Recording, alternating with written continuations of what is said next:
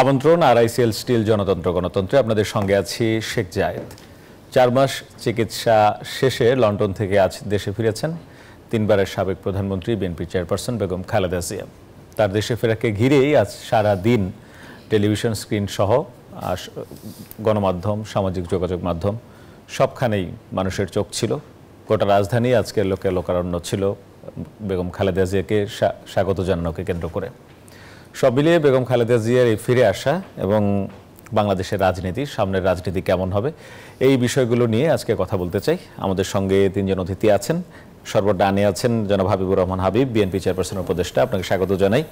মাঝখানে আছেন অধ্যাপক ডক্টর হাসানাত আলী, উপাচার্য নওগাঁ বিশ্ববিদ্যালয়, আপনাকেও স্বাগত জানাই।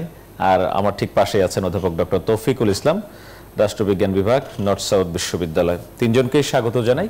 যে বিষয়ে কথা বলতে চাই খালেদা জিয়ার ফিরে আসা, তার আগে বলতে চাই খালেদা জিয়ার ফিরে আসাটাকে বিএনপি মহাসচিব মির্জা ফখরুল ইসলাম আলমগীর বলেছেন গণতন্ত্র উত্তরণকে সহজ করবে ওনার ফিরে আসা। ওনার সঙ্গে 17 বছর পর দেশে ফিরেছেন ওনার পুত্রবধূ জোবাইদা রহমান, ডাক্তার জোবাইদা রহমান ফিরেছেন। সঙ্গে শর্মিলা রহমানও ছিলেন, তিনি আরাফাত রহমান কোকুর স্ত্রী, আমরা জানি। এছাড়া খালেদা জিয়ার এই দেশে ফেরাকে বেশ গুরুত্ব দিয়ে আন্তর্জাতিক গণমাধ্যমগুলো সংবাদ করেছে। শুরু করতে চাই জনাব হাবিবুর রহমান হাবিব, আপনাকে দিয়েই।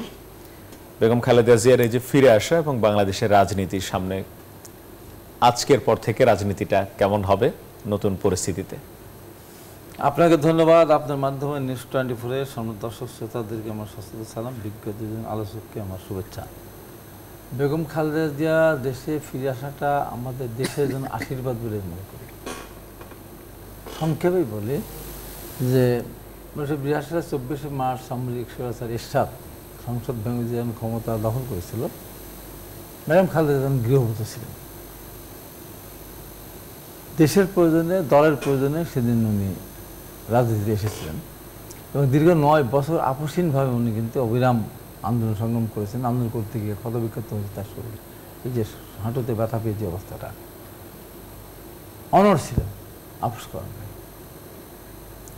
এরপরে যখন 111 সরকার আসলো, তখন আরাফাত রহমান কোককে নির্মমভাবে অত্যাচার করা হলো, তাই নির্মম অত্যাচার করা হলো। করার পরে তার আগে বলা হয়েছিল যে আপনার 2 সন্তান, প্রথমে আরাফাত রহমান কোককে নিয়ে চলে যাওয়ার কথা বলা হয়েছিল, উনি রাজি হন। পরবর্তীতে আপনার তারেক রহমানকে সাথে নিয়ে চলে যান, তাও রাজি যখন হল না, তখন তো প্রকাশ্যে হুমকি দেওয়া হয়েছিল আপনি বাইরে গিয়ে আরামায়েশে ছেলেদের নিয়ে থাকেন, যদি তা না শুনেন আমাদের কথা, আপনার ছেলেদের অবস্থা ভয়ঙ্কর অবস্থা হবে, আপনি চিন্তা করতে পারেন না যে কী অবস্থা তাদের করবো আমরা। ম্যাডাম খালেদা জিয়া বলেছিলেন আমি তো 2টি সন্তানের মা না, লক্ষ লক্ষ সন্তানের মা, আমার 2টি সন্তানকে আমি লক্ষ লক্ষ সন্তানের কুরবানি করে দিলাম। জেনে শুনে বুঝে এই ধরনের নৃশংস অত্যাচার হবে, বুঝে শুনে কোন মা এটা পারেন না, উনি সেটা করেছেন, তাও আপোষ করেননি। পরবর্তী সময় যখন নির্বাচনের ডেট ঘোষণা করা হলো 2008 সালে, তখন উনি বারবার বলেছেন যে জরিয়ান প্রত্যাহার না করলে আমি নির্বাচন যাব না, জরিয়ান প্রত্যাহার করতে বাধ্য হয়েছে। তো সেই বেগম খালেদা জিয়া তার অতীত ভূমিকা দিয়ে উনি প্রমাণ করেছেন যে সন্তানদের স্যাক্রিফাইস করতেন দেশের জন্য। সেই নেত্রী দেশে যখন এসেছেন অবশ্যই আমাদের জন্য আশীর্বাদ। এই জন্য আমি মনে করি বাংলাদেশে বিএনপিকে অনেকেই পছন্দ করে না, কিন্তু এর বাইরে হাজার হাজার লক্ষ লক্ষ মানুষ বেগম খালেদা জিয়াকে কিন্তু পছন্দ করে।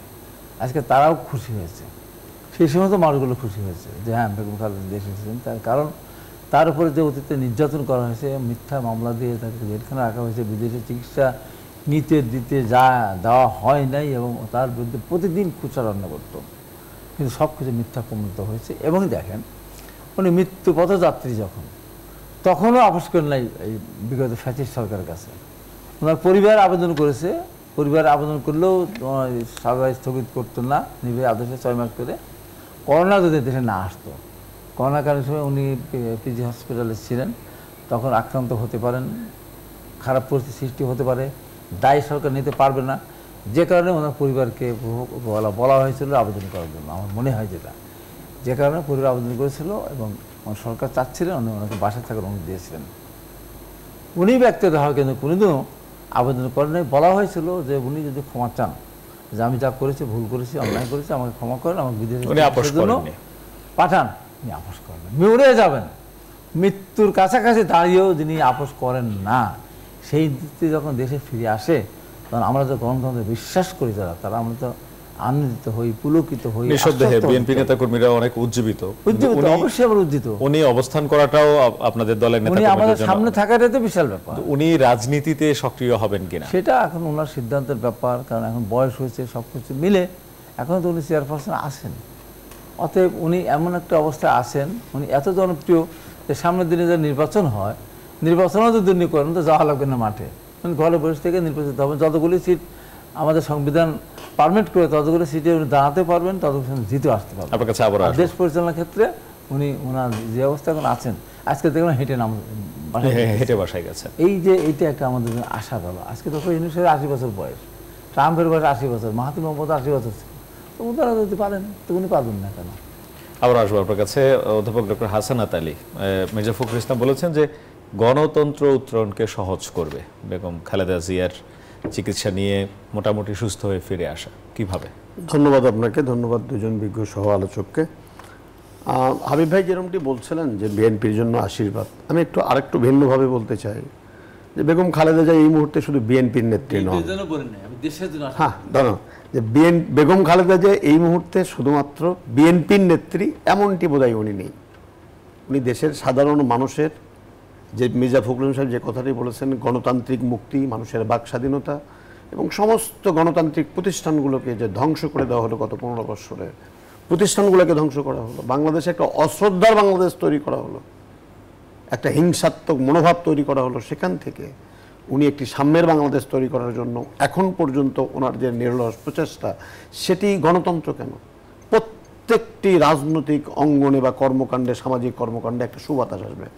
আমরা কি ভুলে গেছি যে আজকে উনি, ভাবছিলাম সকাল থেকেই ভাবছিলাম এবং লাইভে দেখছিলাম ওনার ফিরে আসাটা, শুধু একজন শিক্ষক হিসেবে ভাবছিলাম যে এভাবেও ফিরে আসা যায়। আপনার মনে থাকবার কথা যে ওনাকে যেদিন 38 বছর যে বাড়িতে উনি অবস্থান করলেন, তার সন্তান নিয়ে, স্বামী নিয়ে, মুক্তিযুদ্ধ, দেশের সব কিছু মিলে, কি নির্মমভাবে সেদিন তাকে বাড়ি থেকে উচ্ছেদ করা হয়েছিল। সেদিনকে আমরা একবারও ভেবে দেখেছিলাম যে এভাবেও ফিরে আসা যায়? উনি আজকে যখন ফিরে আসলেন, লক্ষ লক্ষ মানুষ যারা আসতে পেরেছে এসেছে, যারা আসেনি টিভি স্ক্রিনে তারা কিন্তু একদম স্থবির হয়েছিলেন তার প্রত্যেকটি অবস্থা দেখার জন্য। এবং গণতন্ত্র নিঃসন্দেহে বিকশিত হবে, কারণ গণতন্ত্রের জন্যই তো উনি আপোষের নেত্রী হয়েছিলেন, যেমনটা উনি বলছিলেন। চিটাগাঙ্গের সবাই বলছিলেন, একজন নেত্রী বলছিলেন যে যারা এরশাদের অধীনে ভোট যাবে জাতীয় বেঈমান হবে। কি হয়েছে আমি জানি না, কিন্তু উনি তো সেই বেঈমানের খাতায় নাম লেখাননি। উনি এই শেষ জীবনের শেষ প্রান্তে এসেও উনি আইসি জীবনযাপন করতে পারতেন, করেননি তো আপোষ। উনি তো যাননি এখান থেকে, ওনাকে জেলখানায় যেতে হয়েছে দুইবার, উনি আপোষ করেননি। অনেক শান্তিতে থাকতে পারতেন, যেতে পারতেন।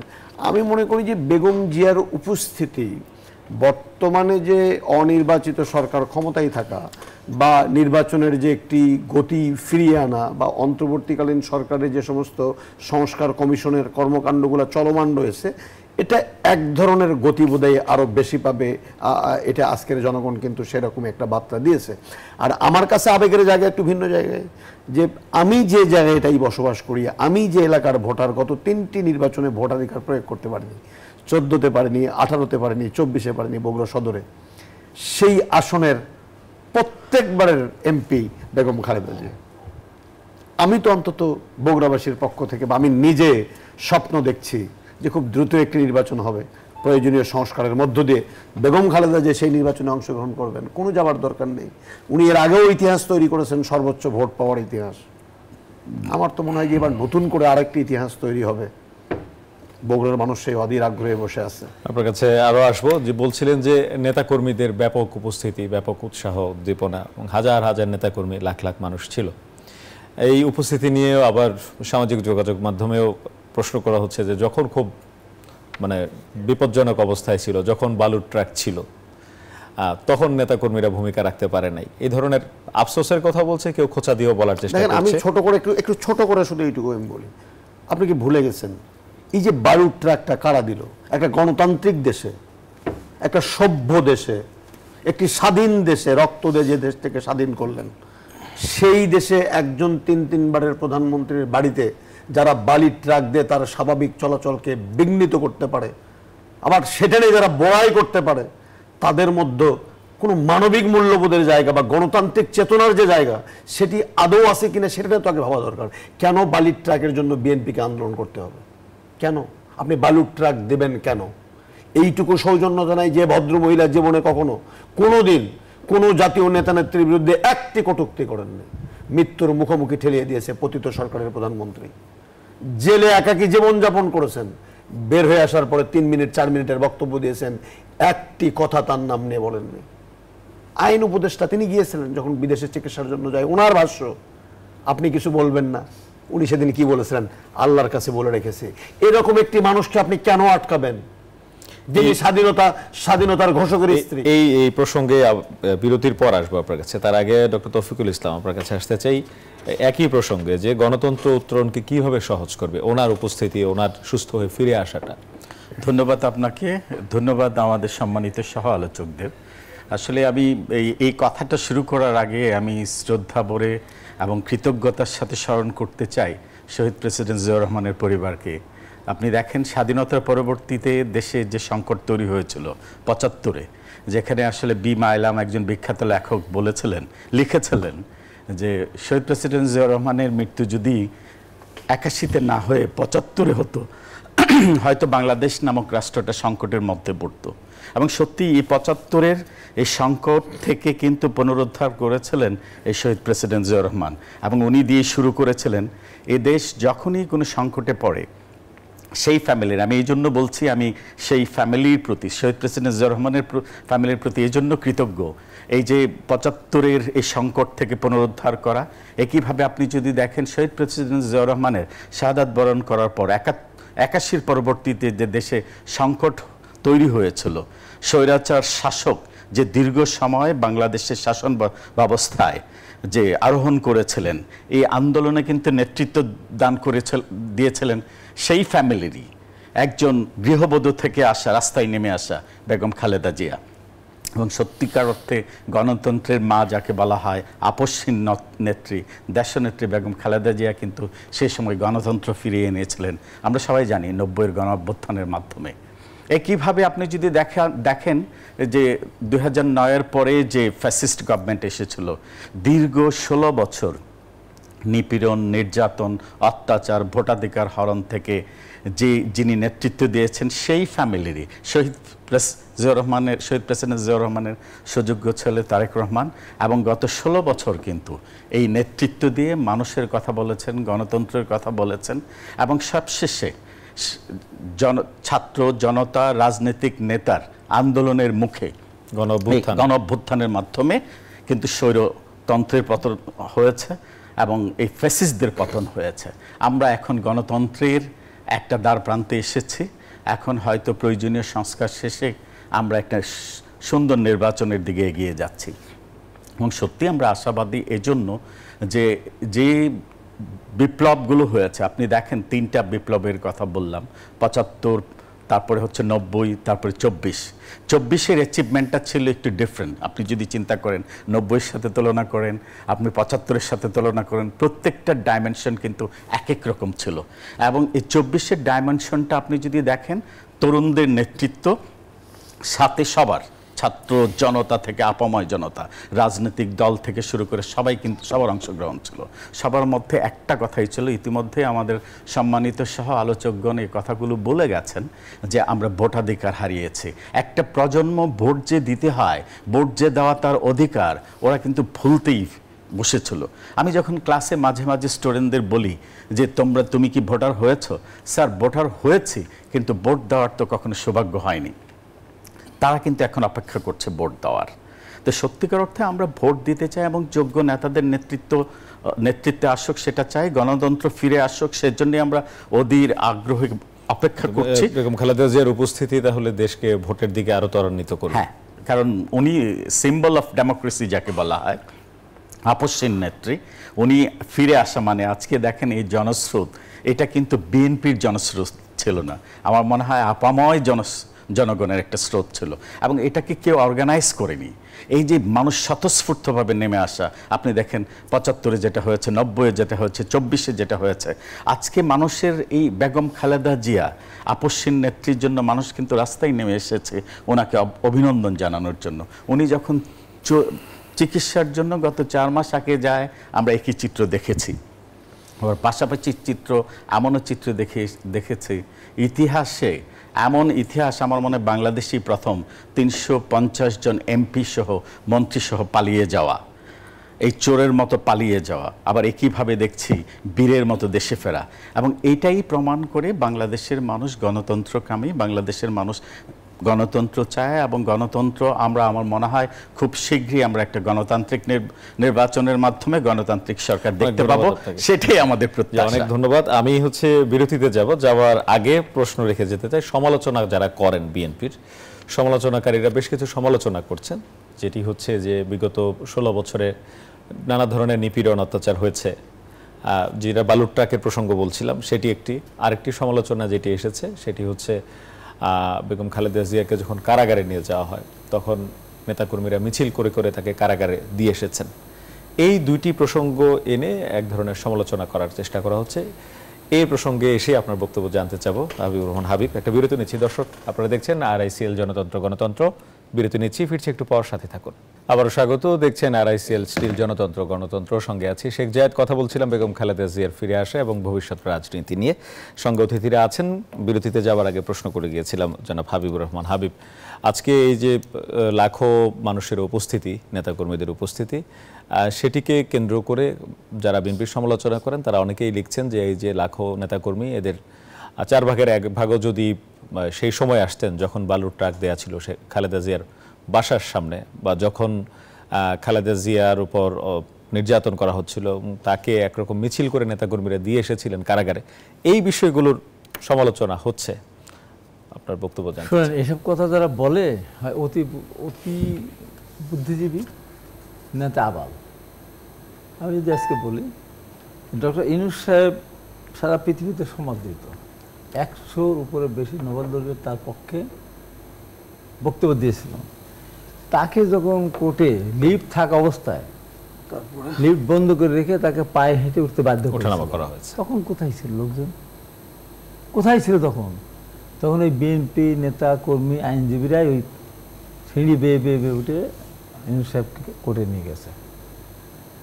পরিবেশ পরিস্থিতি যে আমরা যে বালুর ট্রাক দিয়ে আটকে রেখে কিছুই করতে পারি, আমরা মিছিল করে দিয়ে আসছে, আমরা তো ওখানে যাই এই বিনা কারণে শাস্তি দিবে ধারণার বাইরে ছিল। এখন কি প্রমাণ হলো?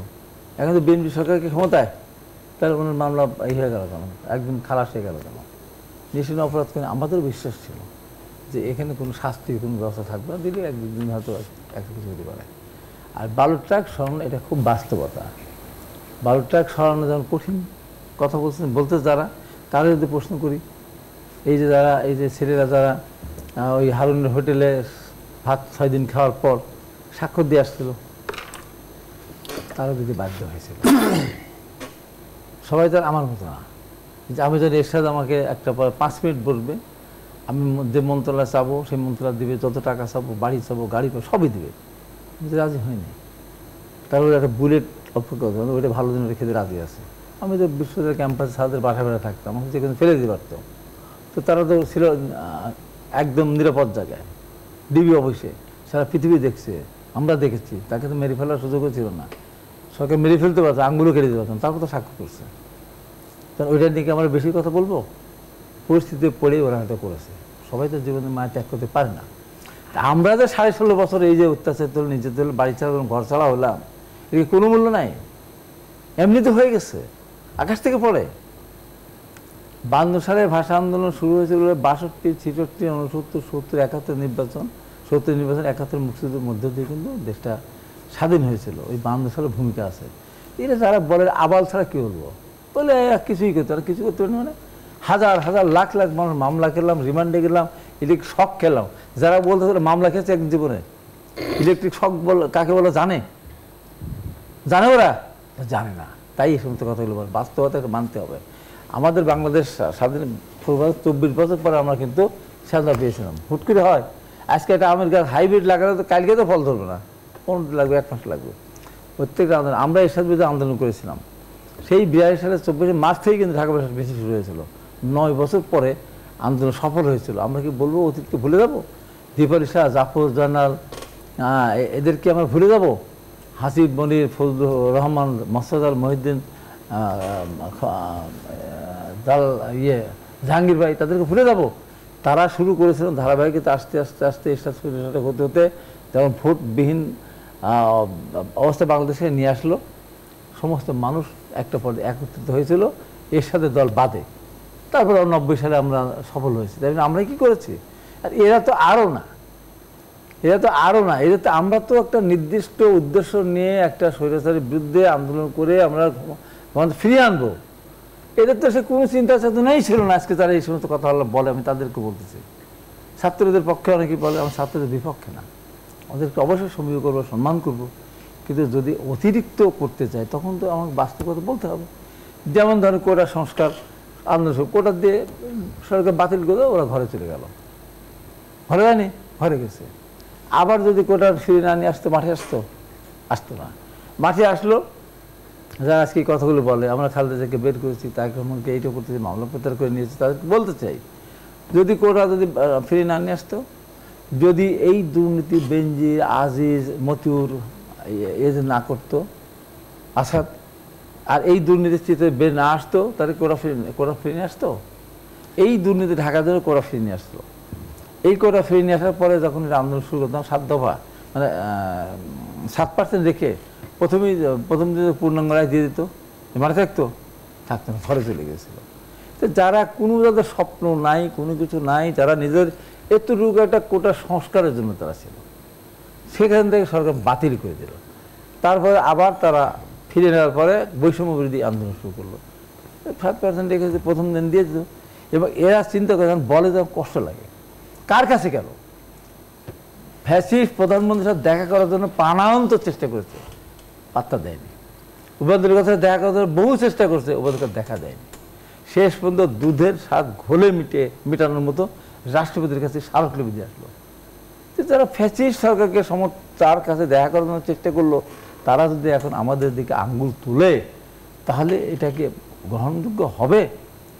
এবং বলেন এরা আজকে যারা বলতেছে আর কি, আজকে অনেকে আমাকে দু একটা শোতে বলে, এরা যদি বলতো যে আমরা আন্দোলন শেষ হলে আমরা মন্ত্রিত্ব মানে মর্যাদায় আমরা উপদেষ্টা হব, আমরা দল গঠন করব, তাহলে কি এসব সমর্থন দিত?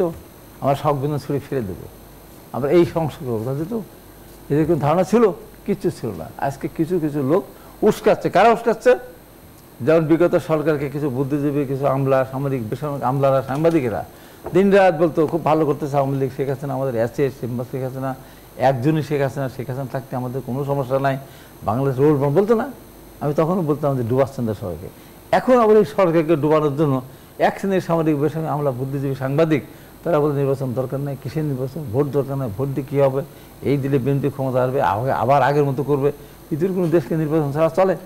আজকে যারা কথা বলতে সমালোচনা করতে, তারা আজকে ভাবতে নতুন দল রেজিস্ট্রেশন হয়নি, তারা ধমক দেয় আমাদেরকে যে এই স্থানীয় সরকার আগে নির্বাচন হবে না, আগে কি গণপ্রসাদ নির্বাচন করতে হবে, আর নির্বাচনের কি বলে কথা মুখে আনা যাবে না, এই যে কথাবার্তা বলছে, এইগুলি করে তালগুলোতে পাকাচ্ছে। এই তালগুলো করে সমালোচনা করে আজকে বেগম খালেদা জিয়া এসেছেন মানুষ সচেতন, পরিবেশ পরিস্থিতি অনেক কিছুই কিন্তু আমরা বাধ্য অনেক কিছু করতে হয়। তাহলে আমি শেষ করি, তারপর আমি বলে আমরা তো ব্যক্তি হতে পারেন, আমি তো আমার জীবন উৎসর্গ হয়ে গেছি।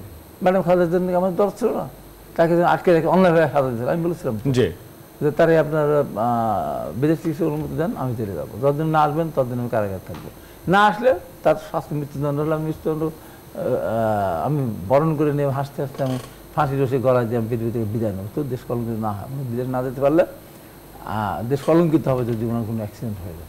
বলেছি তো ওনার যখন লিভার দরকার, ড্যামেজ হয়ে গেছে, আমি লিভার দেবো, আমি আমার ভাইদের দেবো। ওনারা যখন মারাত্মকভাবে অসুস্থ, মৃত্যুর কাছাকাছি, তখন আমি বলেছিলাম আমার জীবনের সমস্ত হাতটুকু নিয়ে ম্যাডাম খালেদা জিয়াকে আমি সুস্থ করে দিই, কারণ উনি ফিরে আসলে বাংলাদেশ বেঁচে থাকলে বাংলাদেশ সে গণতন্ত্র পুনরুদ্ধার হবে এবং দেশের মানুষ। এগুলিকে আমাদের স্যাক্রিফাইস না, আমার রিমান্ডে গেছে, আমার ইলেকট্রিক শক দিয়েছে, কোনো মূল্য নাই, হাত নাই, পা নাই, চোখ নাই, কান নাই, বাবা নাই, ভাই নাই, বাড়ি নাই, ঘর নাই, পুকুরে মাছ ধরে নিয়ে গেছে, এলাকা থাকতে পারে না, বছরের পর বছর আমরা কারাগারে থাকলাম, লক্ষ লক্ষ আমরা মামলা খেলাম, কোনো মূল্য নাই।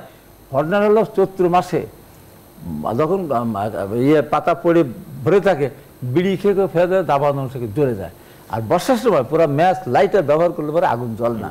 তো ওই অবস্থায় আমরা নিয়ে এসেছিলাম, আমরা অত্যাচার নির্যাতিত হয়ে দেশের মানুষের উপর নির্যাতন করেছিল, একটা জনমত গড়ে উঠেছিল, তারপর তারা এসেছে, আমরা সবাই সমর্থন করেছি। তার না আমাদের 5-7 হাজার আমাদের নেতা গ্রেপ্তার করলো কেন? আমাদের 500-700 মারা গেল, শহীদ হলো কেন? আবার আসবো আপনার কাছে, কোনো মূল্য নাই। হাবিব, আবার আসবো আপনার কাছে। ডক্টর হাসানাত আলী, উনি যেমনটি বলছিলেন যে বাধ্য হয়ে করা, তাহলে যারা এই ধরনের সমালোচনা করছেন তারা কি নুনের ছিটা দিচ্ছেন? না, দেখেন, সমালোচনাকারীরা সমালোচনা করবে, এটাই স্বাভাবিক। রাজনীতিতে সমালোচনা থাকবে, বিরুদ্ধ মত দমনের জন্য মিথ্যাচার থাকবে। আমি কয়েকটা ছোট ছোট কথা আপনাকে একটু বলতে চাই। বেগম খালেদা জিয়া যেদিন জেলখানায় যান, লক্ষ লক্ষ মানুষ তাদের সাথে জেলখানা পর্যন্ত গিয়েছিলেন, ঘটনা সত্য। বেগম খালেদা জিয়া এবং তার দল, এটা আমার ধারণা, কোনো প্রতিরোধ করেননি, বিচারালয়ের প্রতি তাদের একটা আস্থা ছিল, শ্রদ্ধাবোধ ছিল, যে একই ধারার মামলায় যদি মোফাজ্জল হোসেন চৌধুরী মায়া যদি জামিন পান, যদি যিনি একটা ব্যাংক খেয়ে ফেলালেন মহিউদ্দিন চৌধুরী, মখা চৌধুরী যাকে বলি, তিনি যদি জামিন পান, যদি এই যে আজকের আমাদের কমিশনার সাহেব যিনি কথা বলতে পারেন না, এই যে হাজি সেলিম, তিনি যদি জামিন পান, চার্টার্ড বিমানে যদি থাইল্যান্ডে যা চিকিৎসা করতে পারেন, তো 3 প্রধানমন্ত্রী তিনি এই 5 বছর সাজার জন্য জামিন পাবেন না, এই কথা বোধহয় বিএনপি বেগম খালেদা জিয়া বোধহয় উপলব্ধি করতে পারেননি, সেই জন্য তারা প্রতিরোধ করেননি। আমি মনে করি এটি তাদের একটা সৌন্দর্য, এটি সৌন্দর্য।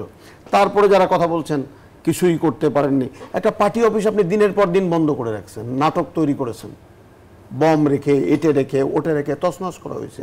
বেগম খালেদা জিয়াকে পিপার স্প্রে মারা হয়েছে, দেখেননি আপনি? বের হতে দেওয়া হয়নি, জ্যামার বসানো হয়েছে, টেলিফোন কথা বলা যায়নি, নেতা নেত্রীদেরকে বাড়ি থেকে বের হতে যায়নি, হাবিব ভাইয়ের মতো মানুষদেরকে টকশো থেকে নিচে তুলে নিয়ে যাওয়া হয়েছে। আমি বিশ্ববিদ্যালয়ের শিক্ষক, ক্লাসে ছিলাম 2018 সনে, নির্বাচনের আগে গায়েবী মামলায় 8 মাস বাড়িতে ঘুমাতে পারেনি। প্রফেসর মোর্শেদ ঢাকা ইউনিভার্সিটি সারা কনভেনার, ঘুমাতে পারেনি, চাকরি চলে গেছে। প্রফেসর তাজমিরি ইসলাম ঢাকা বিশ্ববিদ্যালয়ের শিক্ষক সমিতির, এরকম শত শত বিশ্ববিদ্যালয়ের শিক্ষকদের পর্যন্ত সহ্য করতে পারেনি। আপনাদের সাংবাদিক বন্ধুরা রেজিনা নাকি, আপনি দেখেননি তাদের পরিণতি? সাগর রনিকে হত্যা করা হয়েছে, 107 বার তার চার্জশিট দেওয়া হয় না, কথা বলতে পারেনি। কে কথা বলতে পেরেছে গত 18টি বছর?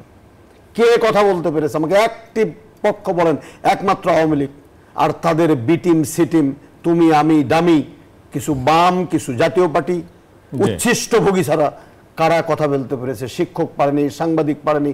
ইলিয়াস আলী কোথায় গেল? চোখের সামনে হারিয়ে গেল, তার সন্তানরা এখনো তার বাবার আশায় বসে আছে। চৌধুরী আলম কোথায় হারিয়ে গেছে? আজকে আয়নাঘর কোথায় থেকে আবিষ্কার হলো? এগুলো কি এমনি এমনি আসছে? মানুষ, একজন হাবিবুর নবী খান সোহেলের বিরুদ্ধে 499টি মামলা, হাবিব ভাইয়ের বিরুদ্ধে কয়টি আমি জানি না। বিএনপির 7 জন মহাসচিব, প্রধানমন্ত্রীর অফিসের সামনে ময়লার গাড়ি আগুন দেওয়ার মামলার আসামি। প্রধান বিচারপতি, আমি সেই দিন ঢাকা শহরে আমি ছিলাম, প্রধান বিচারপতির অফিসে কারা হামলা করলো, মহাসচিব ছিলেন সেখান থেকে প্রায় 2.5 কিলোমিটার 3 কিলোমিটার দূরে, উনি রাতের বেলা গ্রেপ্তার হলেন মামলায়। কেন? উনি কি সেদিন হামলা করতে গিয়েছিলেন? মির্জা আব্বাস হামলা করতে গিয়েছিলেন? গত 18টি বছর হাজার হাজার মানুষ ঘরে থাকতে পারেনি, বাড়িতে থাকতে পারেনি, ঘুমাতে পারেনি, আমার ছাত্র বন্ধুরা ক্যাম্পাসে যেতে পারেনি, তাদের শিক্ষা জীবন শেষ হয়ে গেছে। সমালোচনাকারীরা সমালোচনার জবাব জানেন না, ওরা জানে, কিন্তু এটা রাজনৈতিক কারণে এইটুকু করতে হবে, তাই তো একটু করে। কিন্তু একটি কথা আপনাকে আমি বলি, আমার ভাই যেমনটি বলছিলেন যে এই পরিবারটার কাছে গণতন্ত্র সুরক্ষিত, এই পরিবারটি জাতির প্রত্যেকটি ক্রান্তিকালে জাতির পক্ষে বুক চিতিয়ে দাঁড়িয়েছিল। আমরা আশাবাদী হতে চাই যে আজকে যে প্রধান উপদেষ্টা যিনি আছেন, তিনি ওনার অশ্রদ্ধার কথা তো ভুলে যাননি। হাবিব ভাই বলছিলেন লিফট বন্ধ করে উপরে নিচে উঠানো, বেগম খালেদা জিয়াকে তুই তোকারি করা হয়েছে, চোর বলা হয়েছে পার্লামেন্টে দাঁড়িয়ে। আইনের আরেক ছোট করে বলি, আইন অঙ্গনকে ব্যবহার করে জুডিশিয়াল কিলিং করা হয়েছে, মানুষ জামিন পায়নি, জামিনযোগ্য ধারায় বেগম খালেদা জিয়া জামিন পাননি।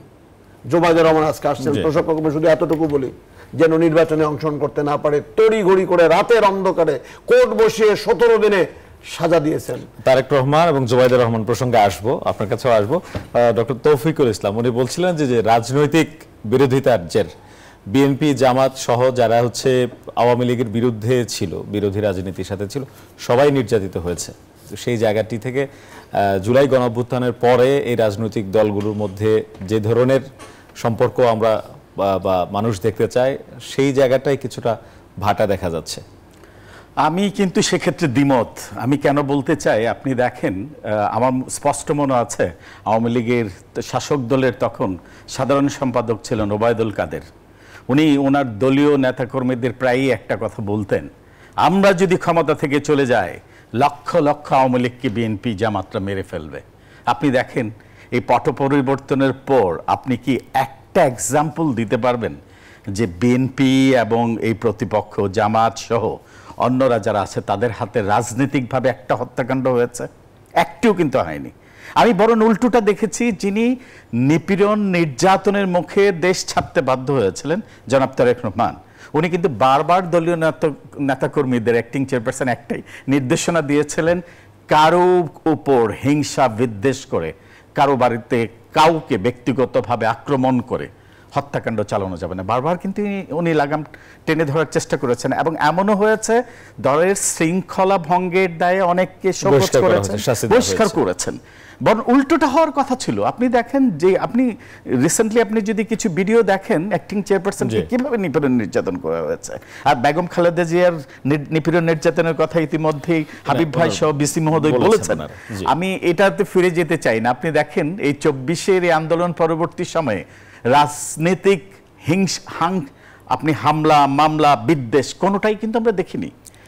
ওরা নিজ থেকেই পালিয়ে গেছে। আর লোকালি কিছু মানুষের ধরেন স্বাভাবিকভাবে এত অত্যাচার নিপীড়ন করেছে, কোনো হামলায় কিন্তু কোনো রাজনৈতিক দলের নেতৃত্ব হয়নি। বিচ্ছিন্নভাবে যে ঘটনাগুলো ঘটেছে সেগুলো হচ্ছে বিচ্ছিন্নভাবে ওই এলাকায় এত অত্যাচার নিপীড়ন নির্যাতন করেছে মানুষের।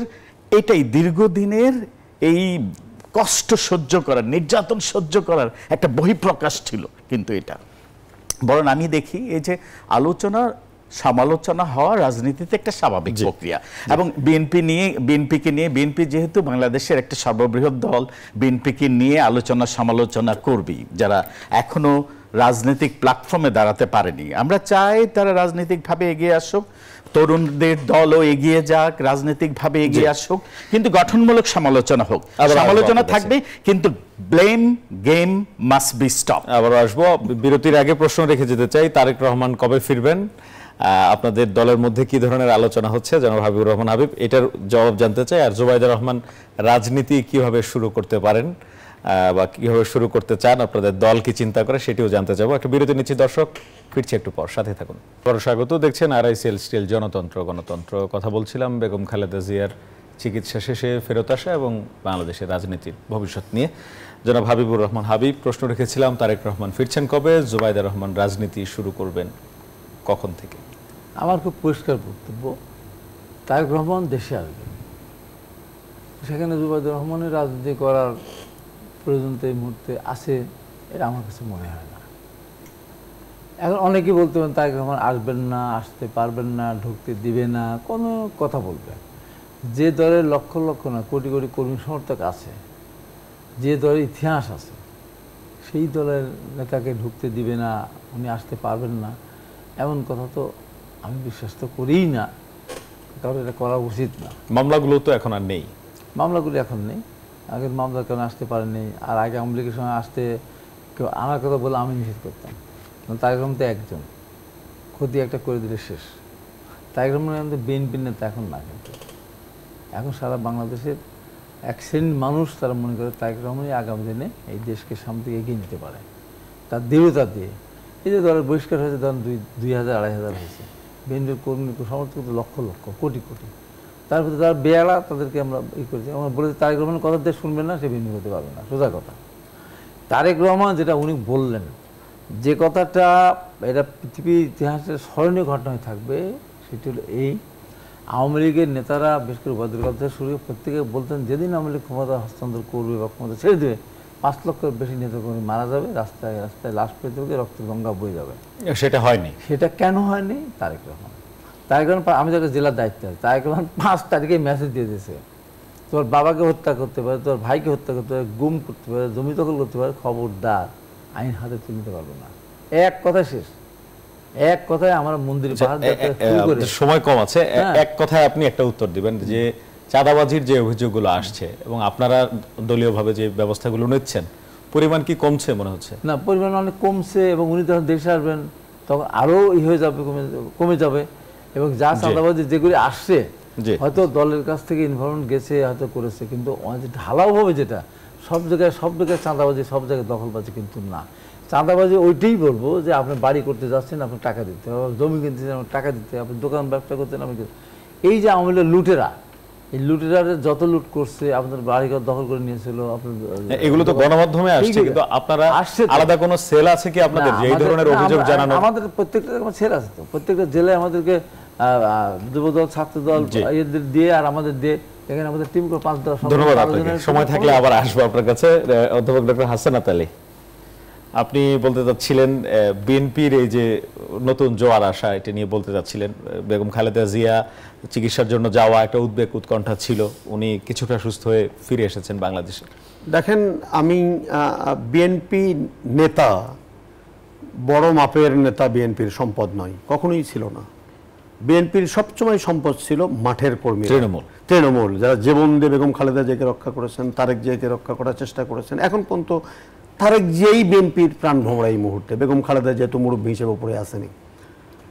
যে সমস্ত অভিযোগগুলো উত্থাপিত হচ্ছে বিএনপির বিরুদ্ধে, আমি ঢালাওভাবে সেই অভিযোগে না যেয়ে শুধু এতটুকু বলতে চাই, তারেক রহমান নিজে বলেছেন যে আগামীতে যে জাতীয় নির্বাচন হবে সেটা ইতিহাসের সবচেয়ে চ্যালেঞ্জিং নির্বাচন হবে এবং বিএনপিকে সেই চ্যালেঞ্জ মোকাবেলা করতে হবে। তাহলে বিএনপির শক্তি কারা? তৃণমূলের মানুষ। সেই তৃণমূলের মানুষ যেন নিরাপদে থাকে, আতঙ্কগ্রস্ত যেন তাদেরকে থাকতে না হয়, বরং যারা বিএনপির নাম ব্যবহার করে ওই স্বৈরাচারের দোসররা বিভিন্নভাবে মানুষদের প্রতি জুলুম করতে চায়, আমি বলছি না করছে, সেখানে বিএনপি দায়িত্বশীল আচরণ করবে এবং দায়িত্বশীলতার সাথে তাদের নেতার সেই ঘোষণা অনুযায়ী কাজ করবে, সেটা আমি বিএনপির কাছ থেকে প্রত্যাশা করি। যেহেতু জনগণের ভোটে নির্বাচিত হতে হবে, জনগণের ভোটে, এবং সেই ভোটটা সুষ্ঠু হবে, এটি আমার একটা চাওয়ার বিএনপির কাছে। দ্বিতীয় নম্বর যে কথাটি হচ্ছে যে সেটি হলো যে দলকে এই যে বিভিন্ন জায়গায় কমিটি গঠন করা নিয়ে যে দ্বন্দ্ব, কলহ, কঠোর হস্তে নিয়ন্ত্রণ করতে হবে, কঠোর হস্তে, যে যেখানেই থাকেন না কেন।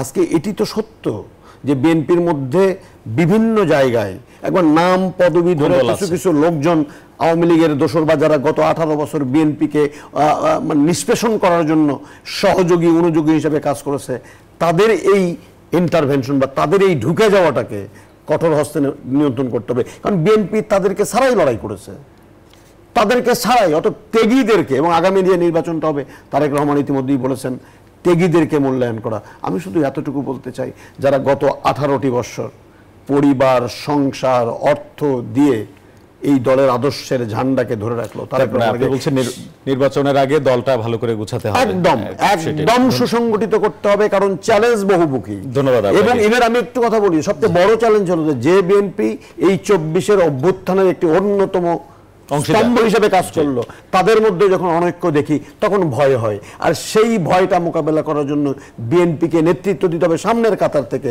ঐক্যবদ্ধ হবে। সেই ঐক্যবদ্ধ বিএনপি দেখার জন্য সারা দেশবাসী অপেক্ষা করছে। ধন্যবাদ আপনাকে। ডক্টর তৌফিকুল ইসলাম নির্বাচন প্রসঙ্গে কথা বলছেন, উনি ঐক্যবদ্ধ বিএনপি দরকার নির্বাচনের জন্য, এমনটি তিনি বলার চেষ্টা করেছেন। আরও রাজনৈতিক দলগুলোও আছে, নিজেদের মধ্যে দূরত্বও আছে বেশ। রাজনীতি বিজ্ঞানের শিক্ষক হিসেবে বলতে চাই, গণতন্ত্রের পূর্ব শর্ত হচ্ছে নির্বাচন, এবং একটা সুষ্ঠু গ্রহণযোগ্য নির্বাচন বাংলাদেশের মানুষ অধীর আগ্রহে বসে আছে, বাংলাদেশের তরুণরাও বসে আছে ভোট দেওয়ার জন্য।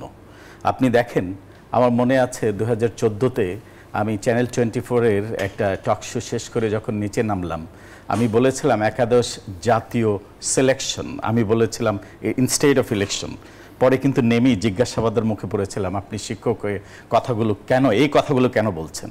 কারণ আপনি দেখেন গত 16 বছর কিছু কেনা বুদ্ধিজীবী ছিল, চাটুকার বুদ্ধিজীবী ছিল, ওরা কিন্তু এই কথাটা বলতো প্রায়ই যে আপনারা কি উন্নয়ন চান না নির্বাচন চান? আমার প্রশ্ন হচ্ছে, নির্বাচন হলে উন্নয়ন কোথায় বাধাগ্রস্ত হবে? আমাদের দুটোই প্রয়োজন, নির্বাচন যেমন উন্নয়ন যেমন প্রয়োজন, নির্বাচন পাশাপাশি প্রয়োজন। নির্বাচিত সরকারই উন্নয়নের ক্ষেত্রে সবচাইতে বেশি অবদান রাখতে পারে। কাজী এইসব তকমা দিয়ে কাজ হবে না। আমরা 16 বছর কিন্তু এই কথাগুলো অনেক শুনেছি। আপনারা কি উন্নয়ন চান না নির্বাচন চান? এবং এই বুদ্ধিজীবীরা কিন্তু এখন না হারিয়ে গেছে এগুলো। These are purchase intellectual. তা আমি একটা কথা স্পষ্ট বলতে চাই, নির্বাচনের কোনো অল্টারনেটিভ নাই। নির্বাচন খুব শীঘ্রই, আমি এই অর্থে বলছি, প্রয়োজনীয় নির্বাচন সংশ্লিষ্ট যত সংস্কার আছে আপনারা শুরু করে দেন, করে একটা গ্রহণযোগ্য সুষ্ঠু নির্বাচন দিন, যাতে জনগণ তাদের নির্বাচিত নেতা নেত্রীকে সিলেকশন করতে পারে। এটার কোনো অল্টারনেটিভস নেই। আমি রাজনীতি বিজ্ঞানের ছাত্র এবং শিক্ষক হিসেবে এই কথাটাই বলতে চাই, আবারও রিপিট করছি, there is no alternatives of election. অনেক ধন্যবাদ আপনাকে। হাবিবুর রহমান হাবিব, শেষ কথা আপনার কাছে আসতে চাই। বলে জি, সেটা হলো আমার স্মৃতি, আমি স্মৃতিচারণ করতে চাই। আমি কিন্তু ম্যাডাম জিয়ার এই যে বিচার হতে দেখেন একদিনও যাইনি, একদিন শুধু গেছিলাম। আমি মানতেই পারিনি ওখানে ম্যাডাম জিয়ার বিচার হতে পারে। আর আমি কোনোদিন এবারকার হাসপাতালের সামনে আমি যাইনি। আমি আল্লাহ কাল দোয়া করি, আল্লাহ আমি ম্যাডাম জিয়া বন্দি ম্যাডাম যাকে দেখবেন না, কারণ তাই আমার সুযোগ হয়েছে 6 তারিখে যখন ম্যাডাম যে মুক্ত হলেন সেদিন আমি তার দেখা করেছিলাম। দেখা করে যখন জিজ্ঞাসা করলাম ম্যাডাম, অনেক ঘটনা বললাম, আমার এই ঘটে যাওয়া ঘটনা বলে, লাস্ট দিয়ে এখন ম্যাডাম কী করবো, আমি তো বাড়ি যাচ্ছি, আমি তাহলে জনগণের পাশে থাকবো। তখন তো হাত পা কুঁচায় গেছিল, মানে ওই অবস্থাতেও ক্ষীণকণ্ঠে বলতে জনগণের পাশে, জনগণ যেন কোনোভাবে কষ্ট না পায়। দেখেন কতখানি মানুষের প্রতি তার ভালোবাসা, তার মানে মানুষের প্রতি তার চিন্তা, দরদ। সেই নেত্রী দেশে আসছেন, আজকের দিনটা এই দিতে পারতো না, এই সমস্ত ফেসবুকে এই সমস্ত কথা না লিখে না লেখা পারতো না, যে কবে কোথায় ছিলেন। আজকের এই দিনটা সবাইকে ওইটা না লিখে ওইটা বলা উচিত ছিল যে হ্যাঁ বেগম জিয়া হচ্ছেন একজন ত্যাগী, একজন আপসী নেত্রী, দেশের কত কিছু করেছেন উনি। এটা না বলে ধন্যবাদ আপনাকে, খুবই মানে অনেক ধন্যবাদ। দর্শক, কথা বলছিলাম বেগম খালেদা জিয়ার চিকিৎসা শেষে ফেরত আসা এবং আগামীর রাজনীতি নিয়ে। কথা প্রসঙ্গে অনেকগুলো কথা এসেছে, এর মধ্যে একটি এসেছে বিএনপির বিভিন্ন স্থানীয় পর্যায়ে যে নেতৃত্বের প্রতিযোগিতা, দলীয় কোন্দল আছে, সেটিকে এক ধরনের চ্যালেঞ্জ হিসেবে বলা হচ্ছে, যেটি মোকাবেলা বিএনপিকে করতে হবে এবং নিজেদের দল গোছাতে হবে আগামী নির্বাচনের আগে, এমনটি কিন্তু আলোচনায় উঠে এসেছে। একই সঙ্গে তারেক রহমান শীঘ্রই ফিরবেন এমনটি তারা বলেছেন যে তারেক রহমান ফিরলেও জোবাইদুর রহমানের রাজনীতিতে আসাটা তেমন গুরুত্বপূর্ণ নয়, বেগম খালেদা জিয়া অভিভাবক হিসেবে বিএনপির উপরে আছেন, এমনটি তারা বলেছেন। আগামী রাজনীতি সুন্দর হোক, সুন্দর প্রতিযোগিতা হোক, নির্বাচন একটি সুন্দর আয়োজনের মধ্য দিয়ে অনুষ্ঠিত হোক, সেই প্রত্যাশা রেখে আজকের আয়োজন এখানে শেষ করছি। ভালো থাকুন, সুস্থ থাকুন।